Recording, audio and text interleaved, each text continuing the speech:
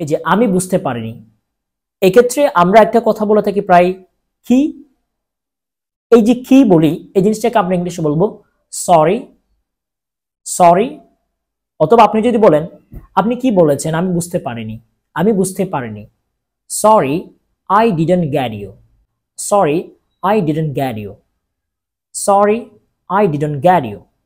বা আপনি যদি আরো একটু লম্বা করে বলেন যে আপনি কি বলেছেন আমি বুঝতে পারিনি, আমাকে কি আবার বলবেন, দয়া করে কি আমাকে আবার বলবেন। এই সমস্ত আমরা একদম যদি পূর্ণাঙ্গ সেন্টেন্সে যদি বলি তাহলে আমরা জিনিসটা এভাবে প্রেজেন্ট করতে পারি, sorry I didn't get you, would you tell me again please, would you tell me again please, sorry I didn't get you, would you tell me again please.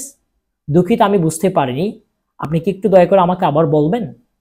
আমরা কোনো কিছু বুঝতে না পারলে এই সেন্টেন্সটা আমরা ইউজ করতে পারি, sorry I didn't get you, would you tell me again please. That's all for today, thank you very much.